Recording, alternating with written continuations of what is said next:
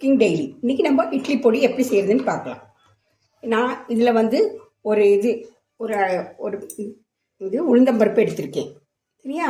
நீங்கள் எந்த அளவு வேணாலும் எடுத்துக்கலாம். ஆனால் இது ஒன்று எடுத்து வறுத்து வச்சுருக்கேன். இதில் அரை இது கடலைப்பருப்பு எடுத்திருக்கேன்.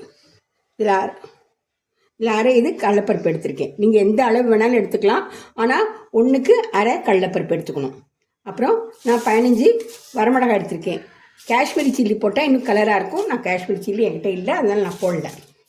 சரியா? இது கருவேப்பிலை கொஞ்சமாக போதும், அதையும் வறுத்து வச்சுக்கணும். இப்படி உடையணும் கருவேப்பிலை. சரியா? இது வெள்ளெள்ளும் கருப்பெள்ளும் சேர்த்து வறுத்து வச்சுருக்கேன். கல்லுப்பு வறுத்து வச்சுருக்கேன். இப்போது நம்ம அரைக்கலாம். வெள்ளெள்ளு வறுத்து வச்சு இது கூட பெருங்காயமும் வறுத்து வச்சுருக்கேன். ரெண்டையும் சேர்த்து வறுத்து வச்சுருக்கேன். வெள்ளெள்ளு கருப்பெள்ளு கம்மியாக இருக்கிறதுனால வெள்ளெள்ளு போட்டிருக்கேன். ரொம்ப நாள் கெடாது, எந்த பொருளும் கெடாது, டேஸ்டிங்காக இருக்கும். அப்படியே போடாதீங்க உப்பை. கொஞ்சம் லைட்டாக அந்த கடைசியில் எடுக்கிறீங்களா, அதில் கொஞ்சம் லைட்டாக சூடு பண்ணி போடுங்க உப்பை. ஊற்றிக்கலாம்.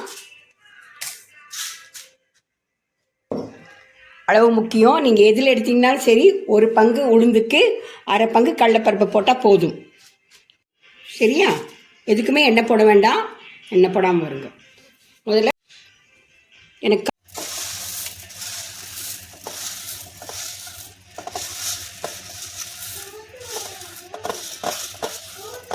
ஆட்டி எள்ளும் பெருங்காயத்தூள்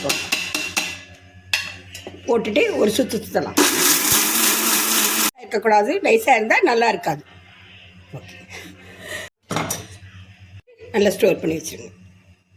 இட்லி பொடி ரெடி. லைக் பண்ணுங்க, ஷேர் பண்ணுங்க, சப்ஸ்கிரைப் பண்ணுங்க.